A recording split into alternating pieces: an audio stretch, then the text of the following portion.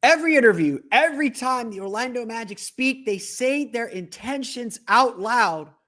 And the reason is simple. They have no other choice. Why the Magic must win today on Locked On Magic.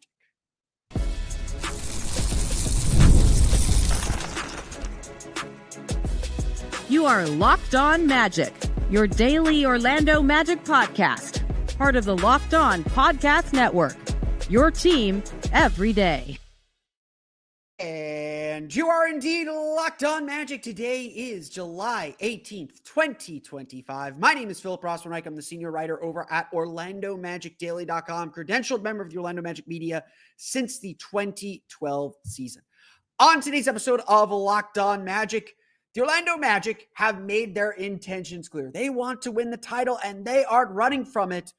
Why financially that needs to be the case over the next 2 to 3 years, the window indeed being open. We'll talk about that, plus the cap sacrifice the Orlando Magic made and how a big rival took advantage of that. We're going to get to that coming up here in just a moment. But first, we want to thank you again for making Locked On Magic part of your day every day.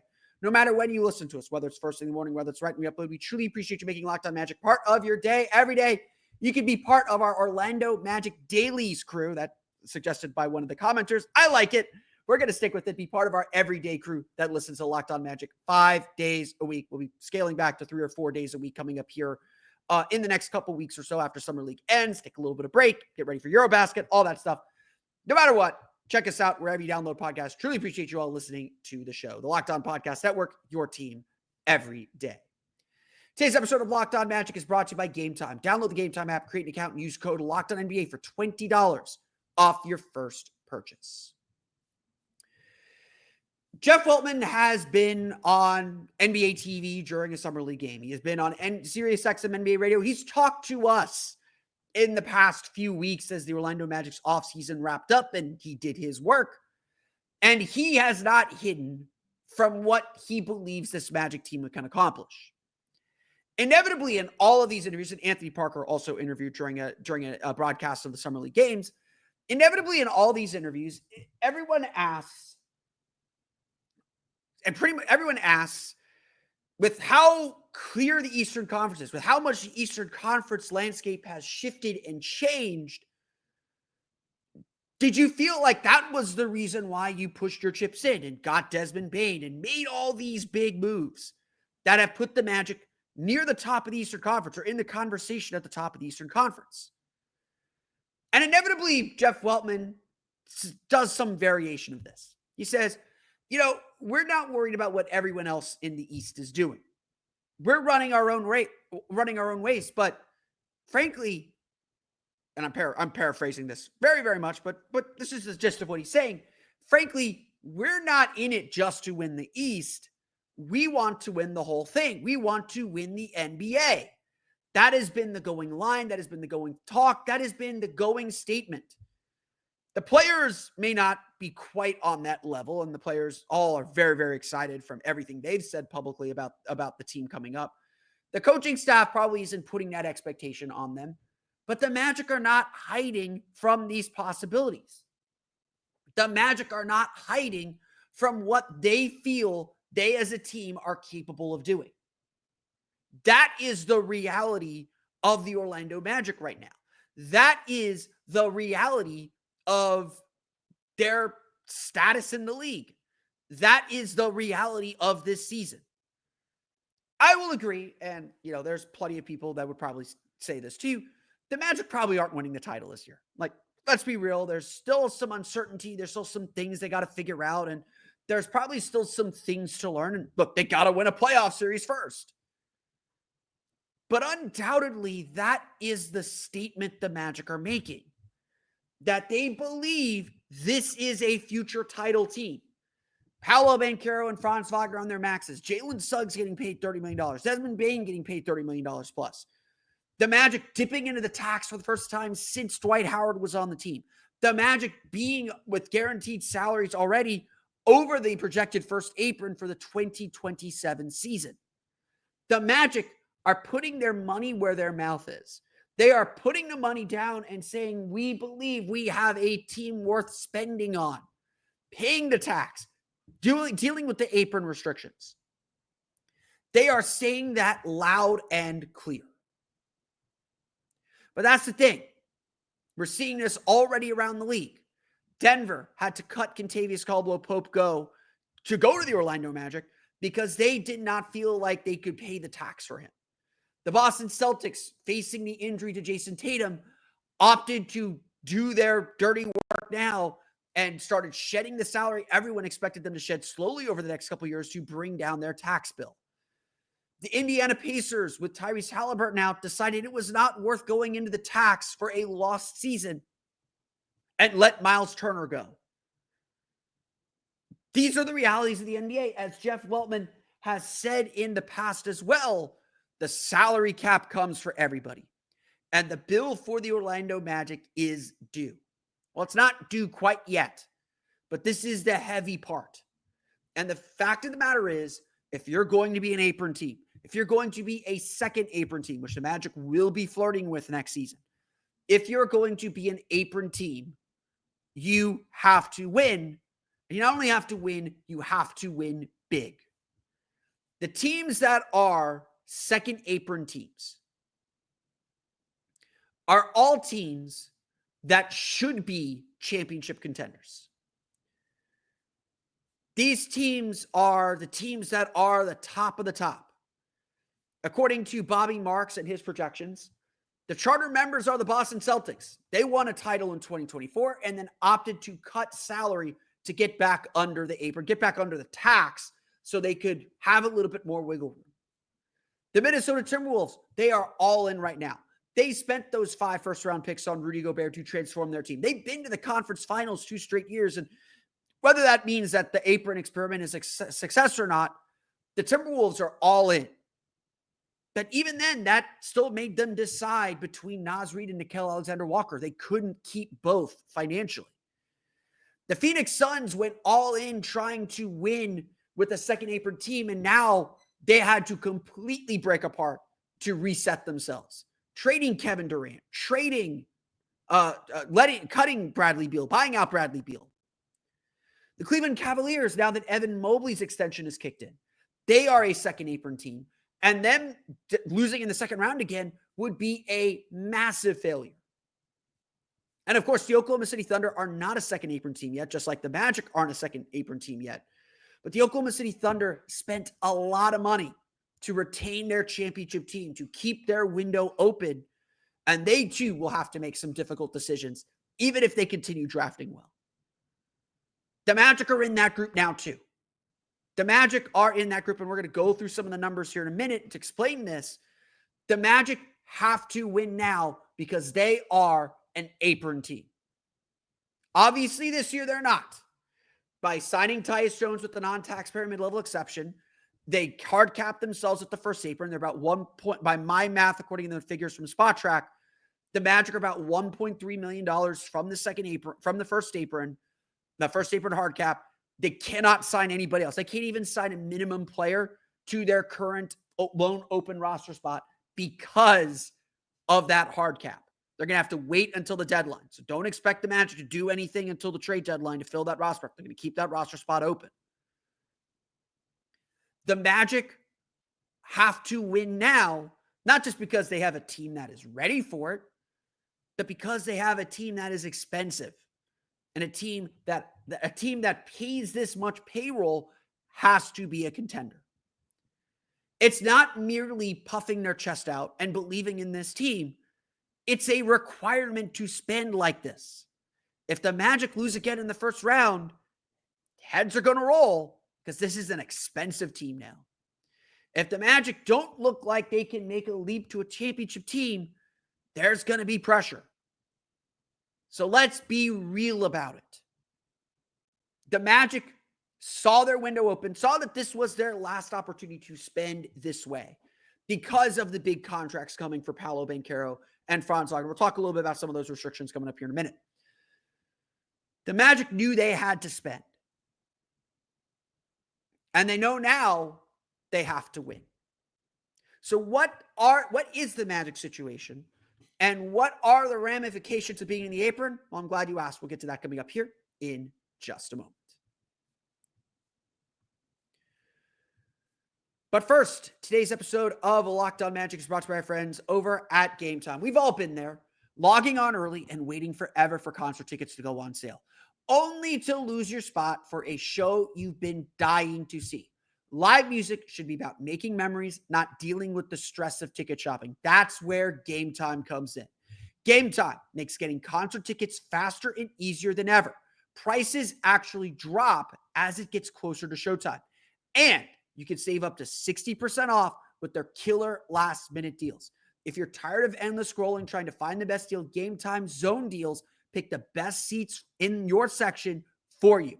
If you want to know what the stage is going to look like, their panoramic digital seat view gives you a clear look of where your seats are going to be, so there are no surprises. And with Gametime, the price you see is the price you pay. There are no hidden fees.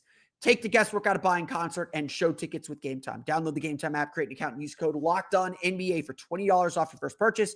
Terms apply. Again, create an account and redeem code LOCKEDONNBA. That's LOCKEDONNBA for $20 off. Download the Gametime app today. Last minute tickets, lowest price guaranteed.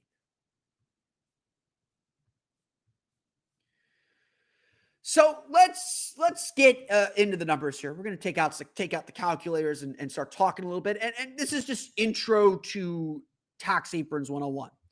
I want to repeat this. I haven't gotten this question in a while, so I appreciate everybody for not repeatedly asking this question.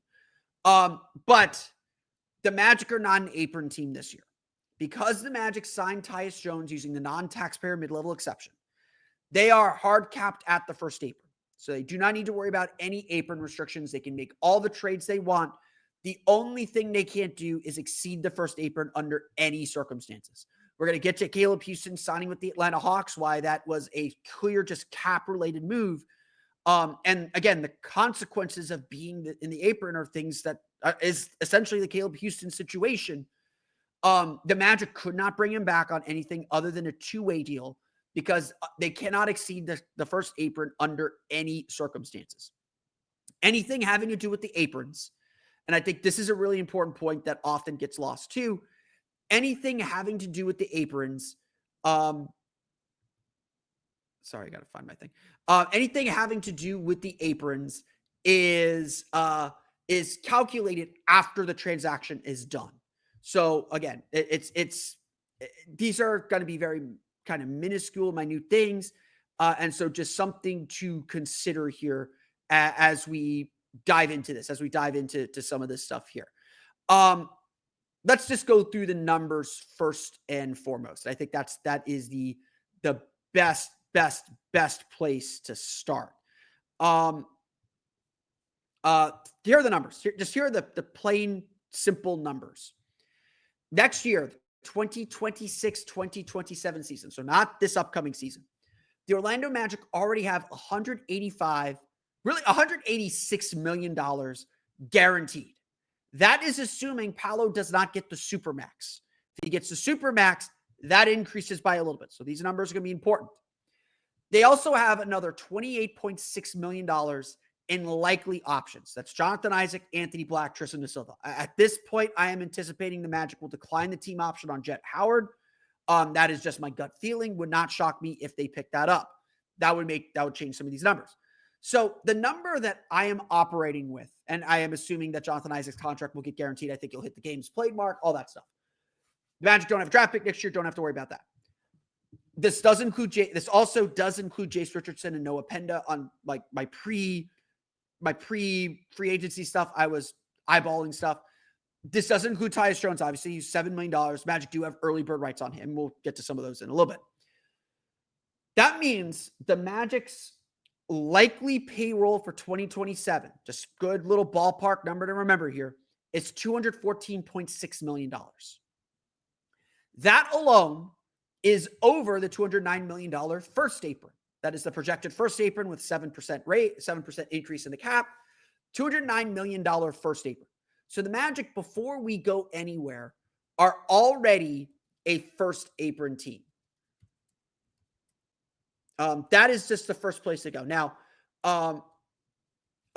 just beyond anything else,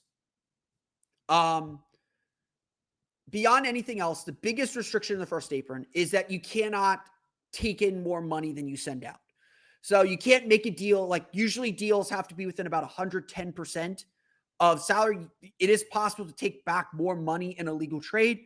If you are over the first apron, you cannot do that. That is the big, big restriction. And there's taxes involved in all this stuff, which is a little less important. We'll do an episode where I calculate the Magic's tax bill just to give you a sense of how much extra the Magic are paying. There's potential that the Magic would make a move to just simply cut their tax a little bit, and that compounds. So we'll get to some of this stuff in a minute. So already the Magic are over the first apron. So 2026, 2027 season, right now they're hard capped at the first apron, so they can't exceed the first apron under any circumstances. Next season, the Magic are restricted by the first apron. They cannot make certain kinds of trades. They have to cut payroll. Essentially, any move they make has to cut payroll. They do not have access to the non-taxpayer mid-level exception. I believe they would still have access to the taxpayer mid-level exception as long as they do not exceed the second apron. The taxpayer mid-level exception, if I'm not mistaken, I may be mistaken on this actually. The taxpayer mid-level exception hard caps you at the second apron. The Magic may do that. They may not. We'll get to that when we get to it. The other part here is the second apron is set at $222 million. So the Magic are a little less than $8 million in guaranteed money for 2027 already. They're about $8 million from the second apron.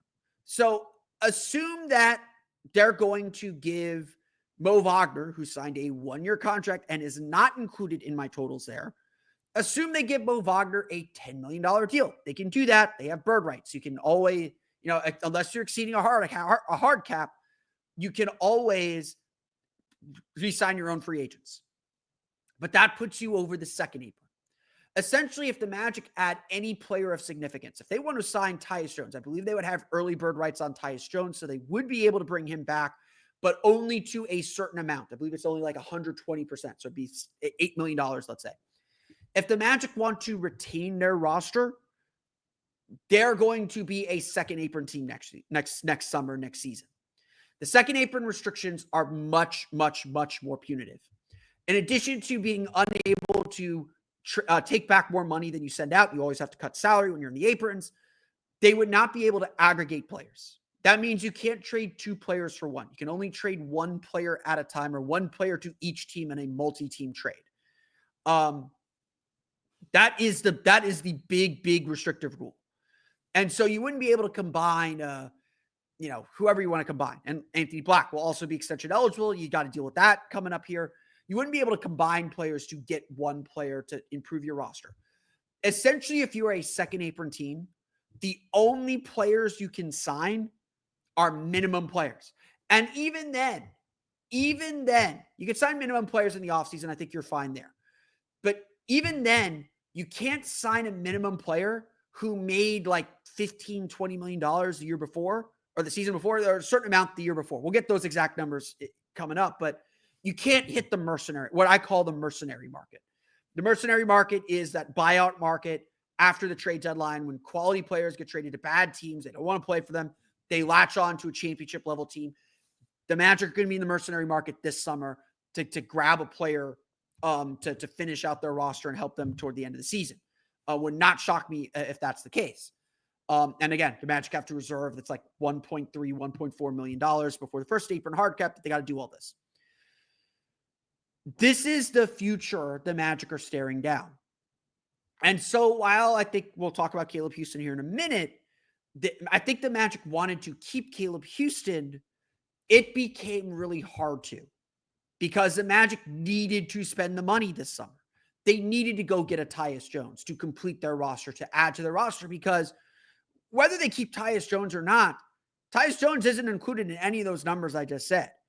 They are an expensive team. They are a first apron team at the least next season, and very, very likely a second apron team. That's why we're already talking about cap sacrifices. That's why we're already thinking a little bit about what happens 2 or 3 years down the road. And I'll be the first to say it's still too early to talk about all of this stuff. The Magic need to live in the moment. They need to maximize this group, see how far they can go. But that's the thing. That's why it's a 2 to 3 year window. And whether we like to admit it or not, we're already seeing the Magic make these sacrifices. Why one of the Magic's, I won't say brightest, but why one of the Magic's young stars has already been, not young stars, but young players has already been a sacrifice to the cap, and why that's already going to hurt the Magic. We'll get to that coming up here in just a moment. But first, today's episode of Locked On Magic is brought to you by our friends over at OpenPhone. If you're running a business, you know that every missed call is money left on the table. Think about the last time you had an urgent need, maybe a plumber or a service provider. If the first person didn't answer the phone, did you wait? Probably not. You moved on. That's why you need OpenPhone. OpenPhone is the #1 business phone system built to streamline and scale your customer communications, all from an app on your phone or computer. OpenPhone lets you manage business calls and texts from a single app, the shared inbox feature, a true game changer, so your team can jump into any conversation instantly without missing a beat. And their AI agent handles after-hour calls, answers common questions, and captures leads so you never miss a customer. OpenPhone is offering our listeners 20% off your first 6 months at openphone.com/LockedOnNBA. That's OpenPhone, OpenPhone.com/LockedOnNBA. And if you have existing numbers with another service, OpenPhone will port them over at no extra charge. OpenPhone, no missed calls, no missed customers. This is ultimately, for better or for worse, we can argue these cap rules, we can argue these restrictions, all we want. NBPA has a new president. We'll see what happens with that. We're a long way away from the next CBA negotiations. These are the rules. And certainly part of this as well, and part of the frustration I'm sure the Magic are feeling, is that the NBA did project, a lot of NBA teams were budgeting for a 10% increase in the cap, the maximum increase in the cap, and NBA did send out a memo projecting a 7% increase in the cap. That changed everything. I don't know if the Magic give Franz Wagner a max contract if they knew the cap was only going to rise by 7%. What's done is done. Can't go back. Can't change it. I think what we're seeing is how the league intended this cap to operate. They wanted it to be a hard cap. They wanted to spread talent around. They wanted these championship teams not to spend endlessly, but to have to make these difficult financial choices. I don't think the NBA is thrilled that Boston broke apart as quickly as they did. I think the injury spurred that, or Indiana broke apart. Again, injury spurred that. But I think like what Denver did with Kentavious Caldwell-Pope is exactly what the league is looking for.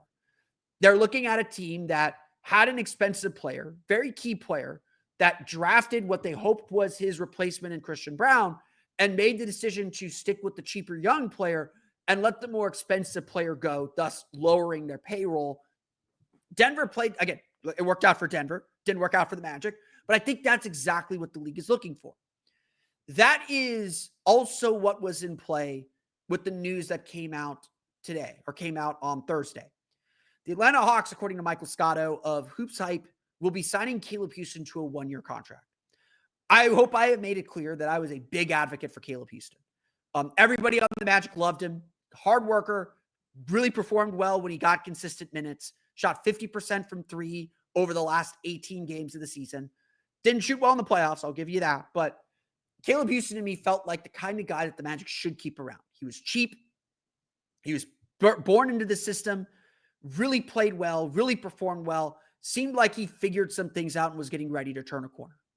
That's how I felt, and I was a big advocate of the Magic cannot afford to let this guy go. But these are the realities. For the Magic to get Tyus Jones, hard cap themselves at the first apron, and re-sign Mo Wagner meant losing Caleb Houstan. Even if the Magic wanted to sign Caleb Houstan, his minimum contract, according to SpotTrack, his minimum contract is, let me get this, $2.6 million. I have the Magic, again, using SpotTrack's numbers, currently $1.2 million beneath the first apron. Again, the Magic aren't signing anybody until after the trade deadline so that they can stay under that first apron. That's just, again, you cannot exceed the hard cap under any circumstances. So this is where the Magic are at. The Magic could not bring back Caleb Houstan under the current cap math. He was gone. And so now, look, he is a 11th, 12th man, 10th man, 9th man. He's a bench player. It isn't the end of the world, but these are the kind of cap decisions everybody is making. And Atlanta, who still had some cap room, benefited from that decision. And now a guy that I really believe was a key player for the Orlando Magic and someone who could have made this team a lot better, now he is on one of their biggest rivals. The Hawks are going to be the 4th or 5th seed in the East. They are going to be a very good team. He is now on that team. And again, this is exactly how the salary cap and how these new rules were supposed to be mentioned, how are supposed to operate. It is a preview of the bigger decision that is coming down the pike for the Magic. Again, the big reason, or one of the big reasons, the Magic have to win now. This next 2 to 3 years, they've got to win and win big. Is because they're going to have to probably make some heavy financial decisions because the tax is going to be heavy. They're going to get hit with the repeater in a couple years. The aprons make it even heavier, make it even tougher to improve your team. This is the ebb and flow of the league. Now, the Magic, the way I've described this to people is you've got about 2 to 3 years with any established core. I think that's the reality of the new cap is you got 2 to 3 years. So the Magic are in their first 2 to 3 year window. The good news is Paolo and Franz are so young, assuming you're able to re-sign them, assuming you're able to keep them, you should get 3 or 4 shots. You should get 3 or 4 of these 2 to 3 year windows. So this is the first 2 to 3 year window, and the Magic can push their chips in. They are in it to try and win it during this window. And then in 3 years, they might have to decide, well, we got to trade Desmond Bane. We can't afford this team anymore. We want to, kind of reset the deck a little bit, give us a little more flexibility to play in the next phase of this team. We got to trade Desmond Bane for something. Or as has been looked at by a few people, including a few people on my staff at Orlando Magic Daily, maybe this is when we got to let go of Jalen Suggs. He's been producing up to the contract level, and his contract is front-loaded, so it'll be a little bit different, but we can't afford to pay him another $30 million. They got essentially like there is going to be a point where the Magic might have to decide who are we paying between these two players. We can't pay everybody forever. Again, those decisions are 4 years away, 3-4 years away. The Magic will have their chance to maximize this group before then. And that's why this move was so brilliant. That's why bringing in Desmond Bane on the first year of a 5-year contract, getting him on the second year of that 5-year contract was so big. The Magic don't have to make these critical choices. As long as they're willing to pay these taxes, as long as the Magic are willing to work under these restrictions, they don't have to make these choices. They've got time to let this group figure it out, see how good they can be, and maybe make some small adjustments. Like we all see it. Jonathan Isaac at $14.5 million, $15 million feels very heavy for the restrictions the Magic are under. That is a far more likely trade candidate than anyone else. Goga Bitadze at $8 or $7 million to be your third center. The Magic might look at that and say, we need to find a more effective way to use that salary slot to make our team better. And that's when you get into the trade game. That's when you start fishing around for trades and figure out how to make those work. The Magic are dancing around the cap now. That's the reality of it. And because they are dancing around these restrictions, they have to perform on the court to make it all worth it. The Magic are telling us they want to win a championship. They should be telling us that. They should be shouting it from the mountaintops. But it is equally as important not just to believe it, but to do it. The Magic, with their payroll, with all these restrictions that are coming up to them, must win a title or must win at a high level over the next 2 to 3 years. Because things will get very, very sticky and much, much more difficult if they're not able to compete at this high level. As we've said all summer, pressure is a privilege. The pressure is indeed on.